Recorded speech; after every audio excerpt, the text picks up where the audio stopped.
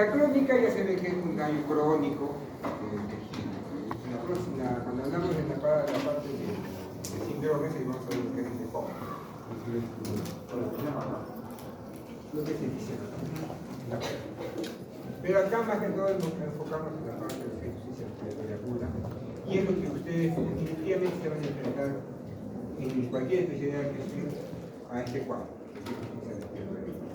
Como dice, la definición de fallo y intercambio gaseoso pulmonar, dejando un poco de espacio de tiempo en un paciente con patología.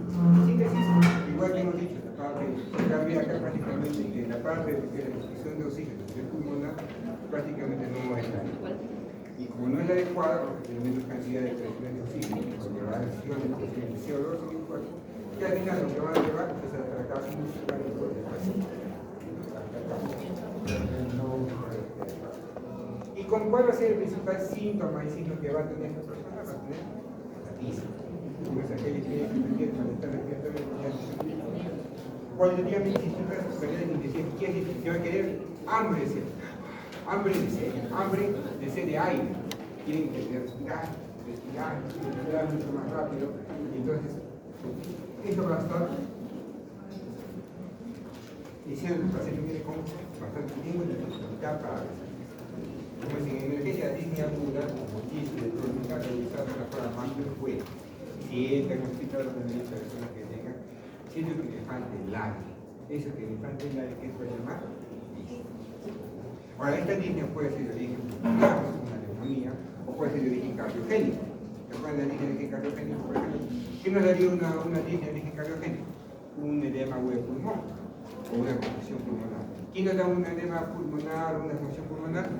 Una insuficiencia cardíaca. Que esté húmeda, que esté seca. Que esté congestionada. Entonces, si tendremos eso, rápidamente lo podemos solucionar. Pero una neumonía rápidamente podemos solucionar como una idea. No es que le va a poner una furosemida, por ejemplo, a este paciente con insuficiencia cardíaca, y al final de cuentas rápidamente va a eliminar el líquido, me compensa la cantidad de exceso de líquidos y ya estoy tranquilo, se va a la insuficiencia respiratoria. En este caso, por ejemplo, en una neumonía, tiene que pasar un proceso de recuperación. Digamos, ¿qué tendría que dar ahí? Porque el antibiótico para que poco a poco vaya limpiando. Son formas diferentes. Lo importante es cuál va a ser el principal.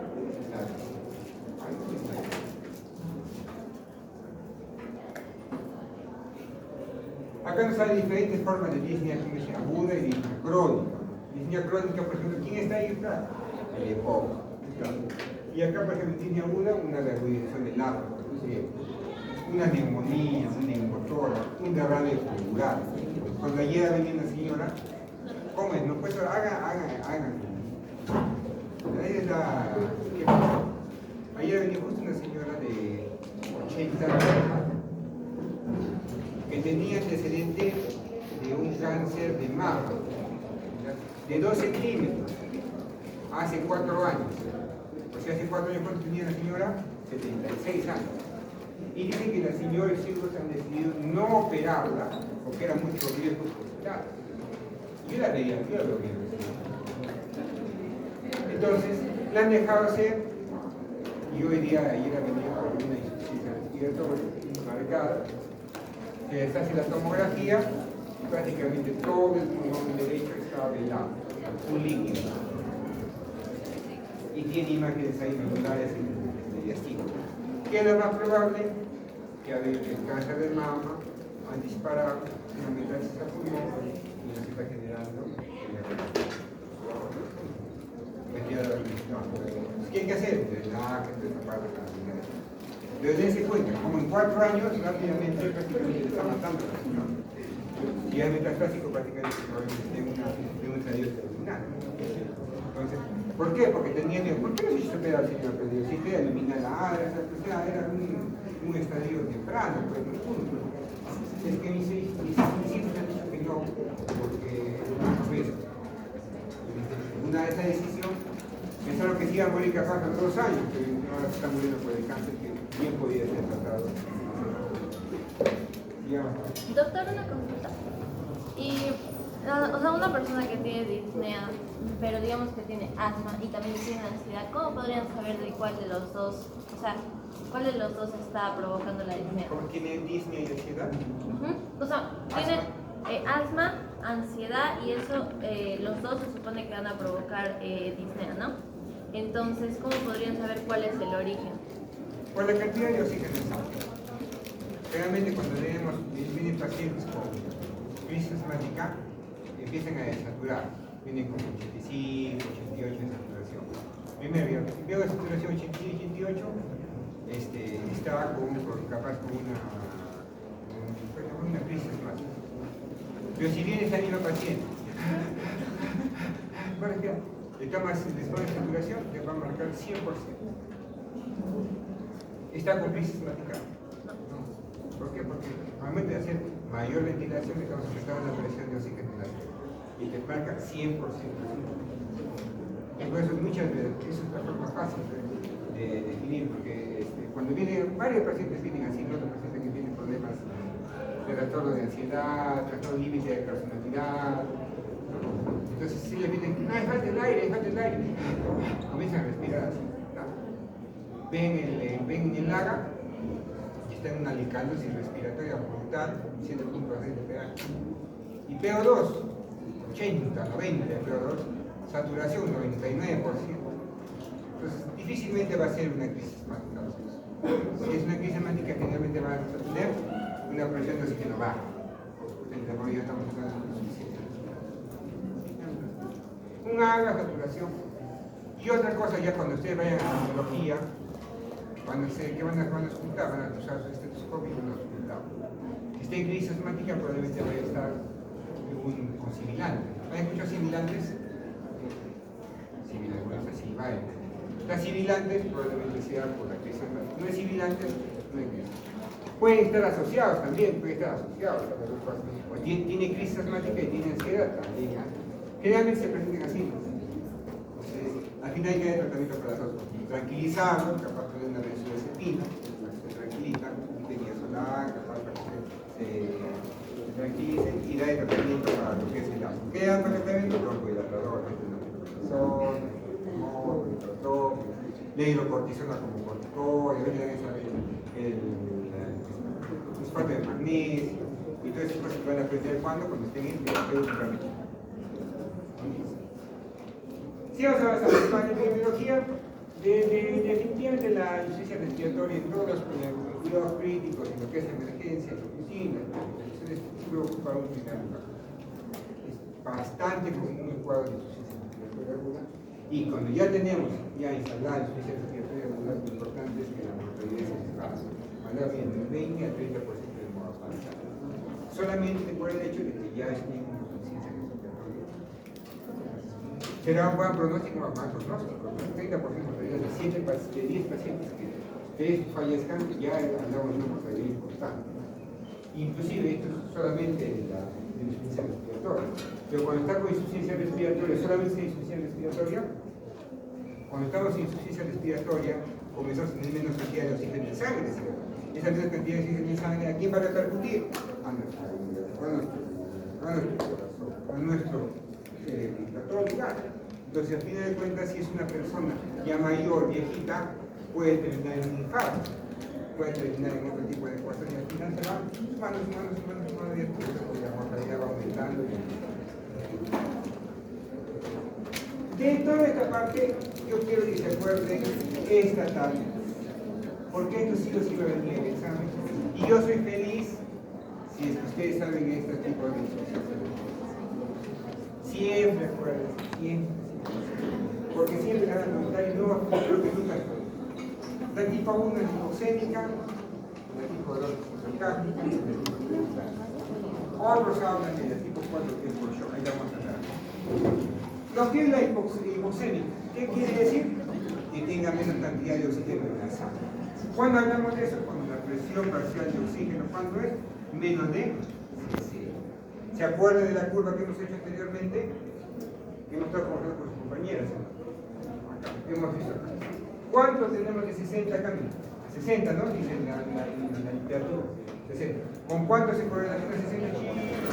chin, acá chin, ¿cuánto? 90% de saturación.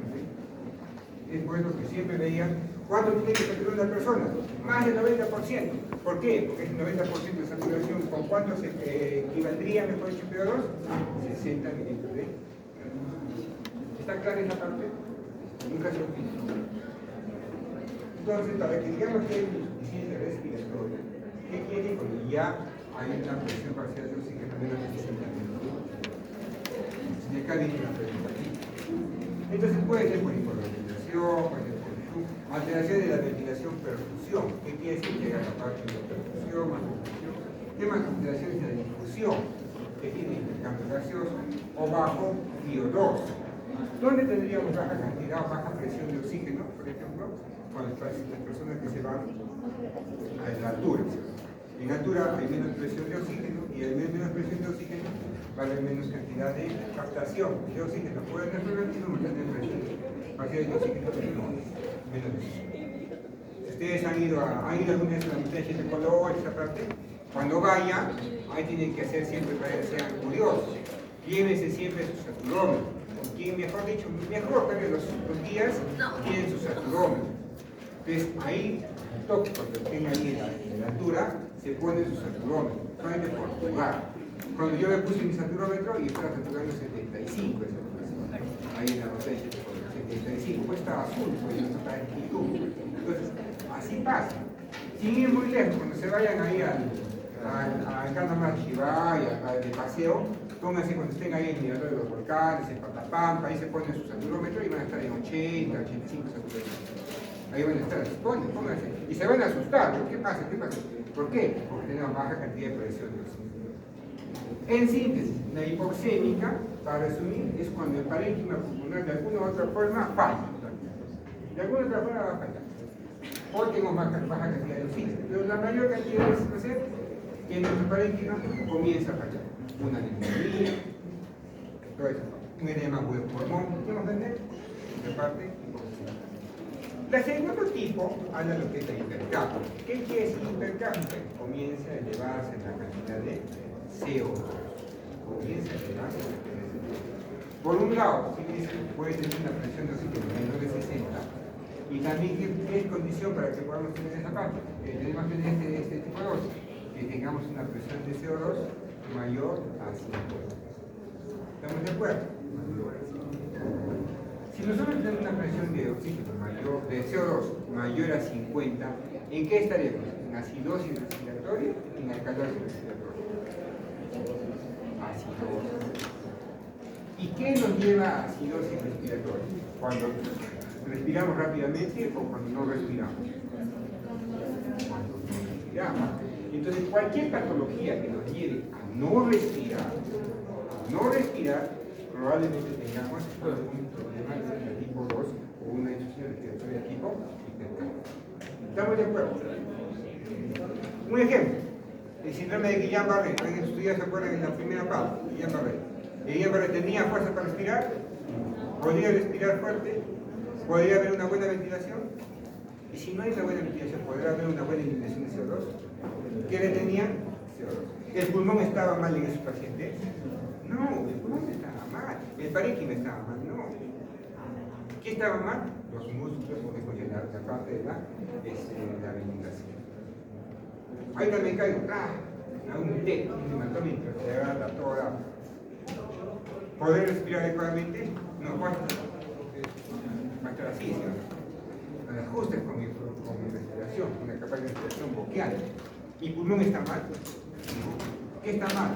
El centro regulador, la parte cerebral, la parte central, que vamos a ver la próxima clase. Imagina, ¿puedo respirar adecuadamente? No puedo respirar adecuadamente. ¿Qué va a pasar? ¿Voy a retener? ¿Cierto? ¿Está clara esa parte? Está. Se van a olvidar todo aquello que nos da disminución, que es el aumento del CO2, porque hay una hipoventilación que puede llegar a una hipercapnia. Un acidez, traumatismos cerebrocranianos. La miastenia gravis también será hipercápnica o sí, también va a ser hipercápnica. ¿Por qué? Porque la miastenia puede tener fuerza para respirar en una crisis miasténica, no va a tener fuerza. fuerza. Quien tiene fuerza podrá ventilar adecuadamente. Está clarita esa parte. Pero como hay una, hay dos, siempre hay una mixta. Y la mixta siempre ves como postoperatorio, porque hay como un tener eso en la parte de los que están saliendo de sala de operación. ¿Qué pasa si yo me han operado, me he hecho una cirugía, y salgo del quirófano? ¿Bajo qué efecto va a estar? De la anestesia. Respiraré bien nomás, o justo. ¿Qué tipo va a ser entonces?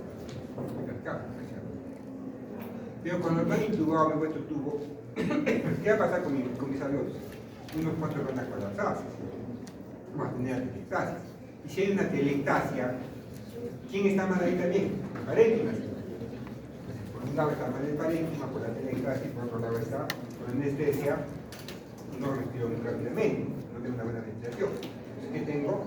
Mixta.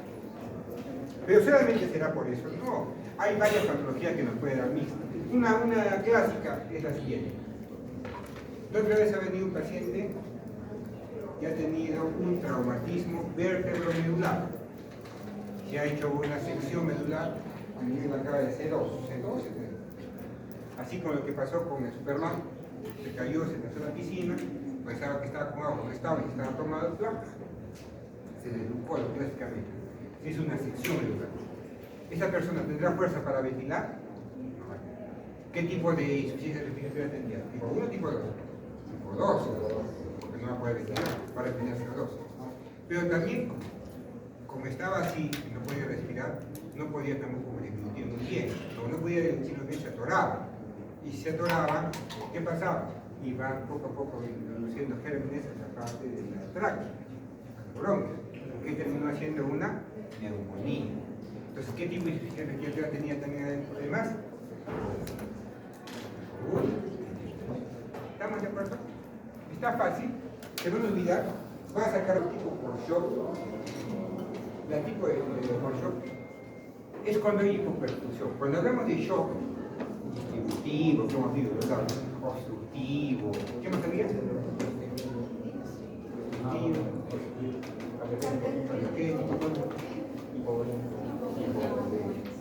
Cuando tenemos ese tipo de shock, va a haber una buena perfusión, una mala perfusión de todos nuestros tejidos. Mala perfusión. Si hay una mala perfusión, ¿en qué respiración está ¿En anaerobiosis o en aerobiosis? Anaerobiosis. ¿Sí o no? ¿Y qué vamos a tener? Una parte elevada, hiperperfusión. Lo que vamos a hablar. Entonces, al final de cuentas, si tenemos un paciente que está con baja cantidad, con una hipoperfusión de todos los tejidos y órganos por el shock, el diafragma también estará hipoperfundido, los músculos intercostales, todos, ¿sí o no? Poder respirar adecuadamente. Cuando el paciente comienza un shock severo, también es un respiratorio, no tanto porque está mal el pulmón, no tanto porque está mal que no puede respirar, sino porque toda esa parte externa, todos los tejidos están hipoperfundidos. Entonces, ahí tenemos un tipo de insuficiencia. ¿Ya? Entonces, ahí viene. ¿Qué hay que hacer entonces? Si es que está el paciente así, tiene que ventilar por estilo de ventilación mecánica, todo ese tipo de cosas.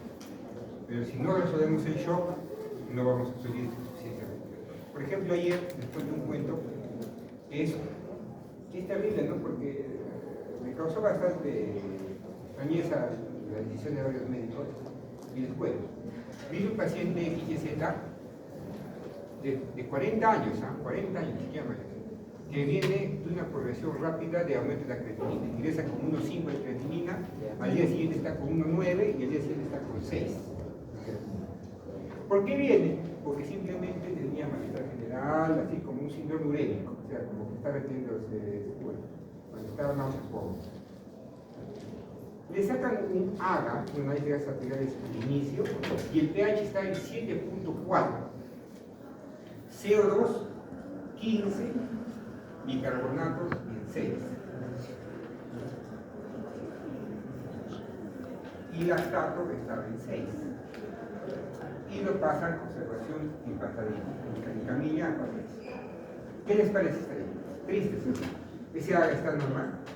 No está normal. El pH estará compensado, ¿sí? ¿Por qué? Porque el pH está normal. Pero el CO2 estará bien que esté en 15. ¿Cuánto es normal? 40. Para que esté en 15, ¿qué tiene que ser? Una reducción de Kussmaul. ¿Por qué está haciendo la reducción de Kussmaul? Porque quiere compensar. ¿Qué quiere compensar? La acidosis metabólica. ¿Cuánto tiene el bicarbonato? 7. Entonces, ¿qué ha estado el paciente? Tratando de compensar. Pero ¿qué han visto rápidamente el médico? Haga 7.4, normal, chao. Sí, eso pasa.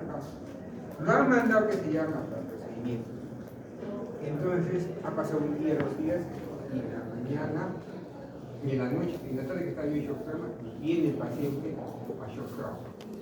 Viene el paciente a shock trauma, ¿por qué? Yo justo estaba de turno ahí, el jefe de guardias, entonces, ¿qué me dice? El paciente ha empezado a tener dificultades despierto,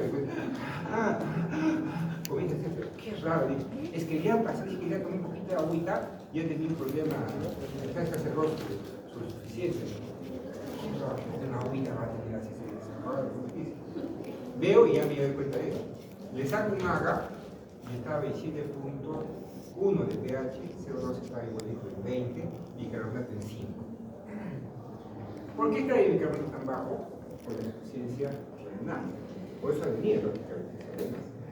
Pero como compensaba, nadie le ha dado bola. Porque estaba compensando. ¿Y qué pasó? Digo, ¿qué más ha pasado?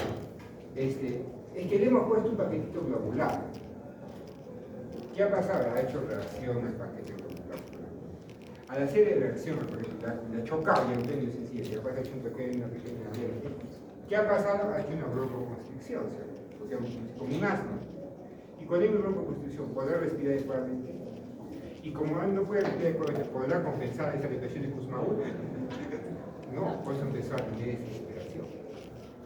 Ha llegado al hospital, entonces ya llegó que se llama admitida. ¿Qué tiene que hacer? ¿Qué más? Lo más importante, si está con 5 de bicarbonato, con creatinina, ¿qué hay que hacer?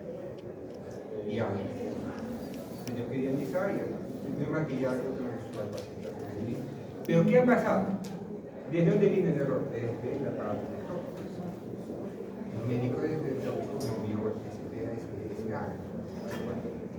Y muchas veces, eso pasa con el error. Creo que años de acá, que varias personas que van a hacer nunca les ocurre decir, está compensado, sí, está compensado, pero ¿a costa de qué?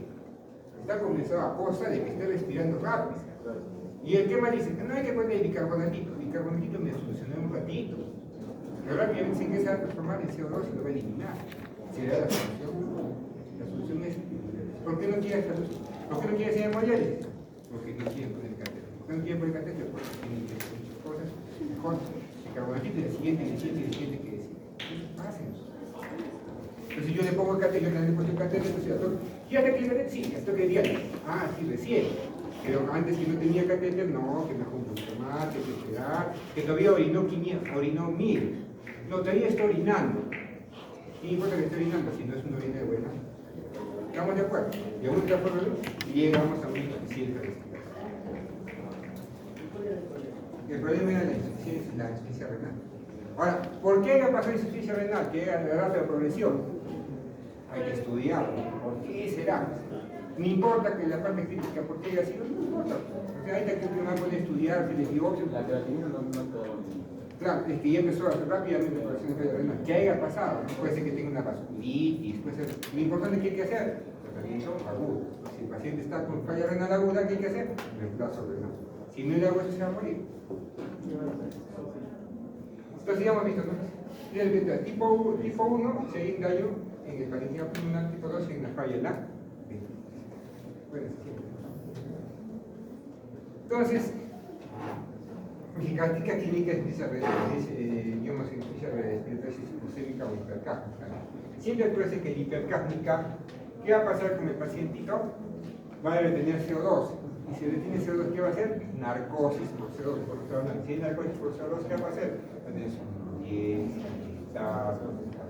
y comienza poco a poco una forma de suicidarse es esta, ¿no?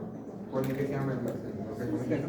Ponen el carro, y después de que se llama, prenden el carro y ponen la tubo para dentro del carro para que haga recirculación de CO2, y tenemos el CO2, la final se van a morir.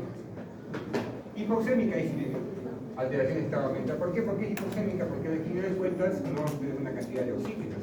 Todo es el cardio, porque de alguna otra forma vamos a tener daño por hipoperfusión. ¿Por qué hay hipoperfusión también? Porque vamos a tener la cantidad de oxígeno que la sangre. Acá yo también después vamos a mirar con el traje de su libro una parte interesante. Nos habla de lo que es una parte de la neumonía y otra parte de la atelectasia, con insuficiencia respiratoria. Si acá tenemos una neumonía, no está bien o no por ahí, está con neumonía, ¿habrá buen intercambio gaseoso? ¿Cómo está la membrana respiratoria? Alterada, la difusión alterada. Si no hay buena difusión, ¿cómo va a estar? Acá entra, acá que vemos, ¿no? Que entra venoso y que sale prácticamente rojito. Acá entra la parte venosa y sale nuevamente venosa, no hay intercambio. Después sí se cambia. La mitad de la sangre sale con 97%, feliz, no es buena oxigenación, o con 97% o 95 litros de mercurio, como hemos dicho. En cambio, la otra mitad, ¿con cuánto sale? Con 60%. ¿La media cuánto sale? ¿Qué hay que hacer entonces acá? Que este pulmón está sano, o la parte acá que empieza a usarlo a lo máximo posible. ¿Qué le va a poner? Oxígeno. ¿Para qué? Para que ya no salga con 95, si no salga 95 mililitros de mercurio de presión, o sea, que salga con 110, 120 de acá. Para que con la mezcla del otro lado, siquiera me dé una saturación de cuánto de 90. ¿Estamos de acuerdo? Y vuelvo a la parte de acá, la parte de lo que es la atelectasia. La atelectasia se va a comportar casi similar a lo que es la neumonía. Pero con la diferencia que la atelectasia desobstruye capaz, o que se llama agua que se pueda realmente airear, ¿no? O ventilar estas regiones que se han colapsado y se resuelve el problema, ¿no? Muchas veces, ¿por qué se genera una atelectasia? Porque capaz hay un moco que ha entrado acá y obstruye una parte de ahí y ha colapsado esa iglesia. Si eso obstruye, tengo por el entro y desobstruye esa parte de acá, se va a volver a inflar. Si se vuelve a inflar, ya resuelve el problema. En cambio acá, ¿le puedo desinflar esa parte? No, acá está inflado. ¿Qué tengo que ver acá? Acá, ¿qué tengo que hacer? Simplemente desobstruir o captar la agua. ¿Estamos claros? Prácticamente va a ser 97%, la cuarta parte 60%, no extra va a ser 90%. Diagnóstico, ¿cómo se va a hacer en la insuficiencia respiratoria? Gases arteriales, como he dicho. La pulsioximetría, ¿cuánto es la saturación? Del 90%, ¿cuánto nos daba de presión de oxígeno más o menos? 60 mililitros de. Este índice Kivi que lo conocemos como PAFI, ¿qué es el PAFI 2? La relación entre lo que es la presión de oxígeno y el CO2. ¿Estamos de acuerdo? De acuerdo, según esto nos va a dar una serie de estrés, digamos, un grado de insuficiencia respiratoria. Pero lo importante es que vamos a hallar el PAFI 2. Generalmente es 300, de 200 a 300, de 100 a 200, menos 300. Realmente es así. Cuando es menos de 100, hablamos de algo, una patología severa. De 100 a 200, moderado. Y de 200 a 300, leve, y mayor a 300 prácticamente normal. Cuando hablamos se llama la clasificación de Berlín, mayor a 300 es normal. Entonces vamos a hacer un ejemplito. La presión parcial de oxígeno es lo que nos va a salir en el ágata, porque aquí nos está en los 60, 50, 60. Y la FIO2 es la cantidad de presión de oxígeno que tenemos en lo que está hablando del paciente.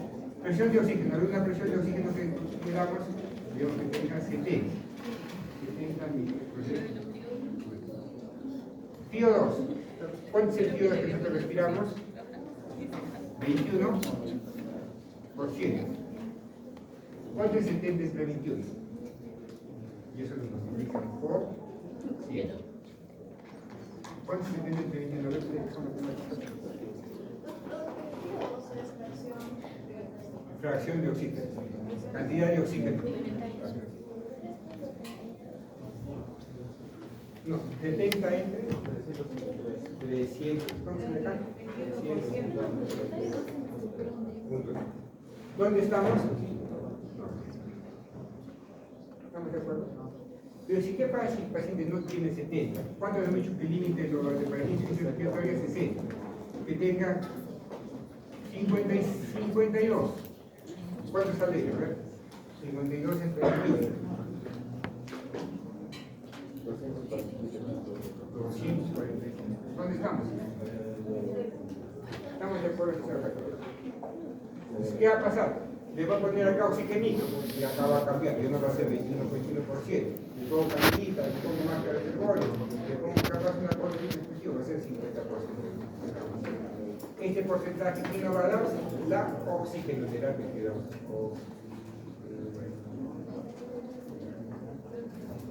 ¿Estamos de acuerdo? Digamos, si ya le pongo 50% de oxígeno, por ejemplo, y ahora la presión me está marcando 52. ¿Cuánto tiene el PAP? 50, 52 entre 50. ¿Cuánto está?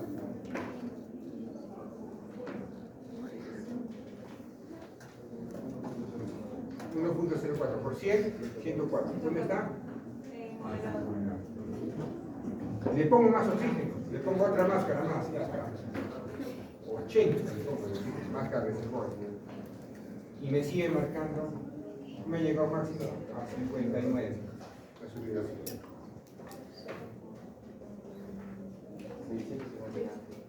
¿Ah? 59. 73 entonces. ¿Cuántos saltos está aquí? 73. ¿Dónde estamos?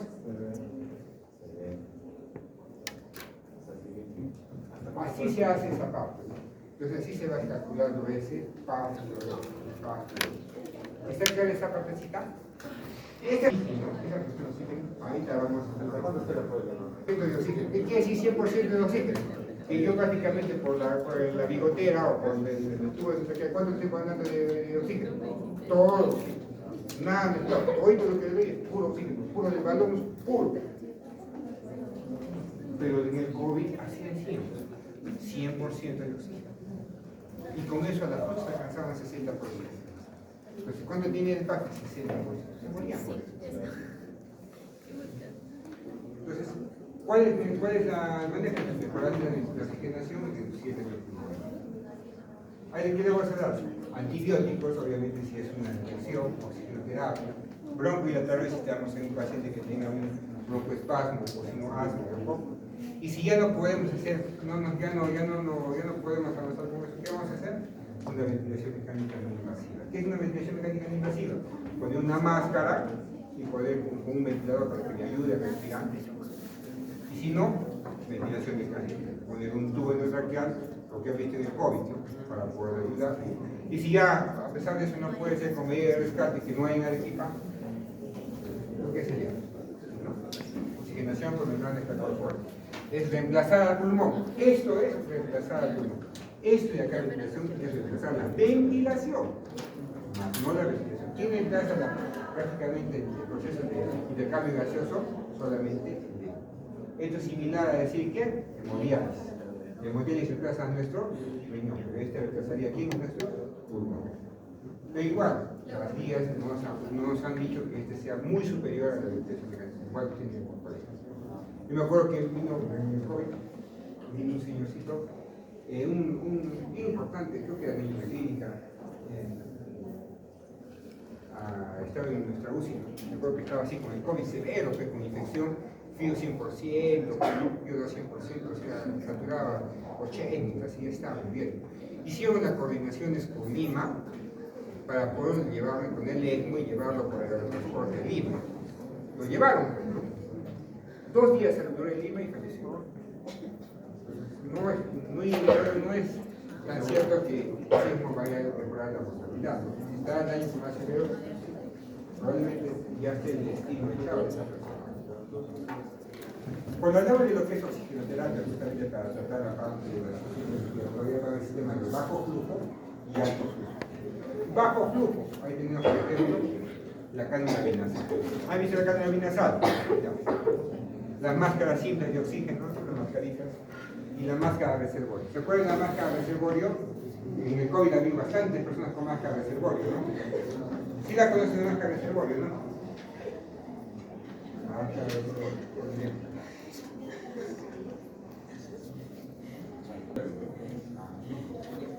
Ya está clarito, no sé si han visto en el COVID.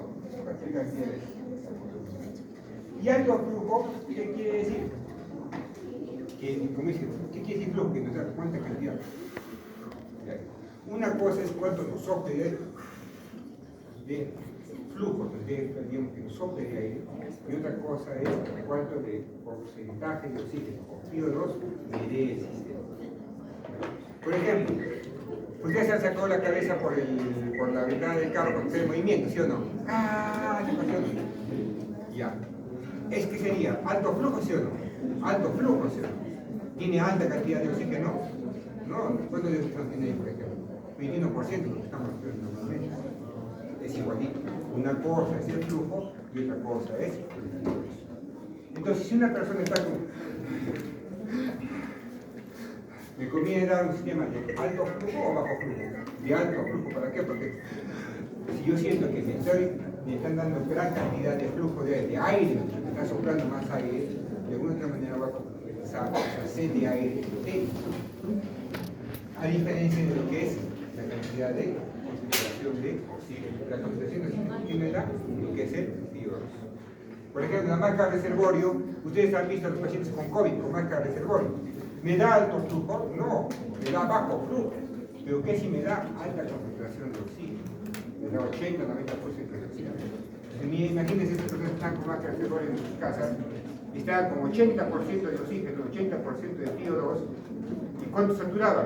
85, 89, 90. Imagínense cuán dañado es eso. Y acá está esta parte de la oxigenoterapia, más o menos.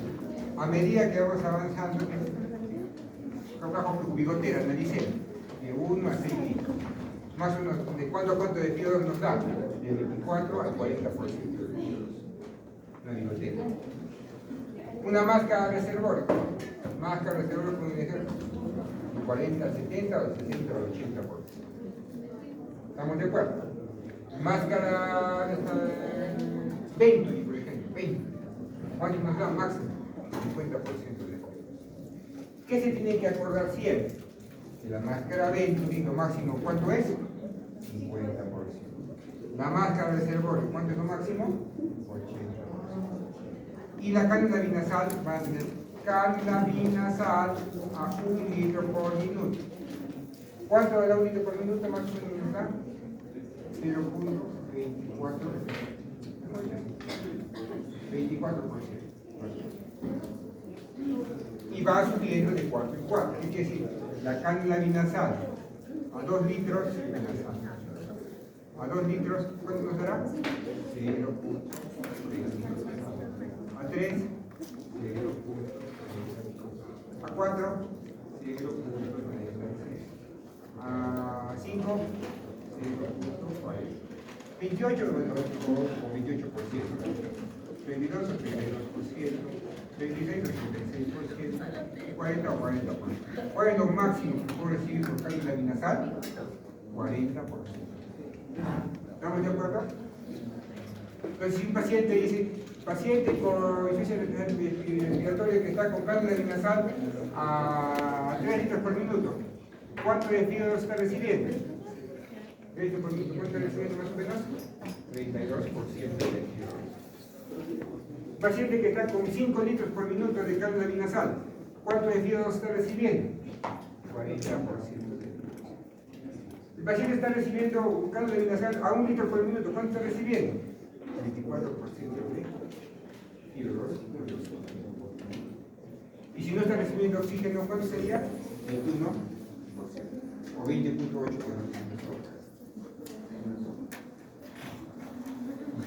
ya. Entonces, al final de cuentas, terminamos en qué? En ventilación mecánica.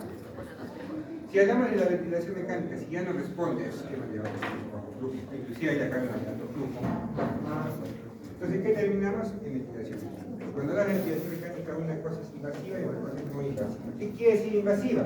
Que voy a ponerle un tubo por la boca, una traqueostomía para darle invadir al cuerpo para poder darle ventilación. No invasiva, que no voy a invadir al cuerpo. ¿Con qué le doy? Una máscara especial. Entonces, seguramente han visto, por ejemplo, ¿ustedes han visto el fondo de sitio? Cuando cuando la iglesia estaba mal, ¿se han visto? La iglesia que estaba mal, que la cuchillaron, y la estaba en luz, totalmente, ¿no? ¿Han visto? ¿Han visto, no? Este que vendría a ser el sistema de ventilación mecánica no invasiva. No invasiva. No soy invadiente. Ahí está la ley, no se olviden. Vos está despierto. Ahora, ¿qué decían en el hospital? Que estaban muriéndose. Difícilmente que la persona es tan grave y esté con un PNI. Difícil. Debía estar intubado. Pero bueno, la persona no ve. ¿Qué debería decir eso? Ventilación mecánica no invasiva. ¿Y qué quiere decir si yo invado? Es que le va a poner un tubo por la boca al paciente. ¿Estamos de acuerdo? Como un tubo por la boca al paciente. Y decir que tenemos ventilación mecánica invasiva. Listo. Entonces, en la historia de la ventilación mecánica, ¿recuerdan? ¿Cómo respirábamos nosotros? ¿A presión positiva o negativa? ¿Qué quiere decir? Si el paciente, por ejemplo, ¿se acuerdan de este caso? El pulmón de acero, que es un paciente señor con polio que no podía respirar. ¿Qué tipo de insuficiencia respiratoria tenía? ¿Tipo 1 o tipo 2? 2, porque no puede respirar. ¿El pulmón está mal? Todos sus músculos están mal. ¿Qué hacía Dios? Como no puede respirar, hay que simular una presión negativa. Entonces, al igual que una jeringa, yo acá jalo esto, que va a generar una presión negativa y por acá va a entrar aire, ¿sí o no? O líquido. Entonces aquí igualito, acá me genera una presión negativa y por acá va a entrar aire para que pueda respirar. Y así funcionaron los primeros ventiladores. ¿Y será fácil para manipular, para poderlo mover, para ponerle vías? No, ¿cierto? Dijeron, no, así no puede ser. O sea, al final, ¿por qué sentar el dolor? A presión positiva. ¿Y cómo es una presión positiva? Con un tubo, y ya no va a hacer una presión negativa, sino tengo que hacer una presión positiva. ¿Para qué? Para inflar mi pulmón. Pero ese cambio de presión positiva a presión negativa, lo que hemos dicho siempre, va a ser todo un cambio de toda la fisiología que hemos aprendido. ¿Por qué? Porque si hay mayor presión acá en el entorno está acostumbrado a presión negativa para que regrese la sangre, para todo eso. Pero si hay presión positiva, todo se retorna. ¿Podrá haber un buen retorno venoso? No hay un buen retorno venoso, entonces va a generar una serie de complicaciones. Ese simple cambio de presión positiva y presión. Entonces, este fue el primer ventilador. Después aparecieron otros ventiladores, por ejemplo, miren, por ejemplo acá. ¿Sí? Otros ventiladores, nosotros acá teníamos este clásico, el de antiguo, ¿no? ¿Qué quiere decir? Que comenzaba a dar que los flujos y los volúmenes y las presiones como si nada. ¿Quién malograba? Malograba, no, hacía tiras. ¿Nos convendría? No. Entonces, ¿qué teníamos que hacer? Inventar nuevas formas para poder, ¿qué? Evitar más mortalidades. Y al final, se hallaron, por ejemplo, lo que son modos. Cuando ya, digamos, el paciente quiere respirar, el paciente, digamos, vamos a ventilar a este paciente porque lo vamos a operar. Cuando lo prueba el paciente, quiero que el paciente respire, que no respire nada, ¿sí o no? ¿Y quién le va a controlar toda la ventilación mecánica? El anestesiólogo. Entonces, él controla toda la ventilación mecánica. Pero si el paciente quiere respirar, yo le asisto entonces ahí aparecen los modos, asisto controlado. ¿Y con esto, ¿qué queríamos hacer? Evitar justamente que haya lesiones sí. Y vemos acá, ¿qué queremos evitar? Como dice, evitar el barotrauma, el volutrauma, el teletrauma y lo que es el biotrauma. Barotrauma viene de presión, presiones elevadas. Si tengo presiones elevadas en el pulmón, lo va a malograr el pulmón, no me conviene. Volutrauma es como que a una compañera que mide 1,60 m le voy a poner 500 mililitros de volumen tirado. ¿Le puedo poner así? No. Es como que un globo de carnaval, no sé, de jugar, le pongo 1 litro de agua. ¿Cómo va a estar el globo? Claro, se ve que está español. Atelectrauma, que se colapse el punto, ¿sí? Y al final va a terminar ¿qué? El biotrauma. ¿Qué es el biotrauma? Inflamación de esos alveolos. Tanta presión, tanto volumen, tanto que está haciéndose en nuestro pulmón, y que termina en una inflamación. Y esa inflamación a qué nos lleva a fibrosis. Y un paciente con fibrosis podrá salir de ventilación mecánica, no va a salir de ventilación. ¿Estamos de acuerdo? Entonces, como vemos acá, ¿cuál va a ser los objetivos de esta ventilación mecánica? Corazón y hipoxemia, si es que podemos solucionar el problema. Reducción del trabajo respiratorio. Con el ventilador va a estar tranquilo el paciente, ¿no? Adaptación del paciente al ventilador, obviamente tenemos que adaptar al paciente. Prevención de lesión pulmonar industrial por el ventilador, o sea, evitar todos los daños por la presión de volumen.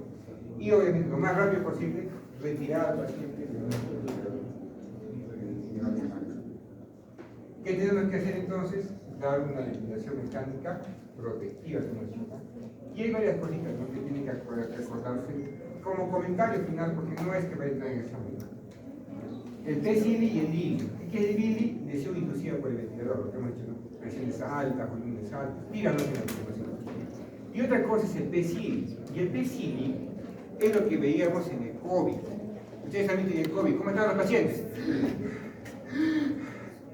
Así no estaban.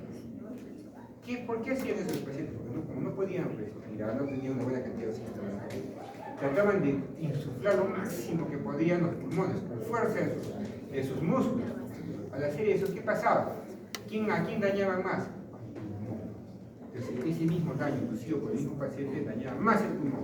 Y si dañaba más el pulmón, más lesión, más insuficiencia respiratoria, y así no tenían más mortalidad.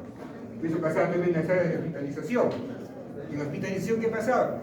No hay ventilador mecánico. Un día más de sufrimiento del paciente. Otro día, no hay ventilación mecánica. Otro día más de sufrimiento. Más daño pulmonar. Al quinto día, recién que baje a UCI, ¿no?, con el pulmón completamente dañado por el mismo paciente. ¿Qué pasaba al final? Fallecieron. ¿Estamos de acuerdo? Entonces, y al final, ya para como comentario, lo que ya hemos hablado otra vez, si es que ya no es posible eso, ¿qué tenemos que hacer? ¿Qué tenemos? Oxigenación por membrana extracorpórea. Sacar la sangre, oxigenarla y volverla a nuestro cuerpo, oxigenar. Estamos reemplazando nuestro pulmón. ¿Hay en aritmia? No hay. ¿Estamos de acuerdo? ¿Está fácil insuficiencia respiratoria?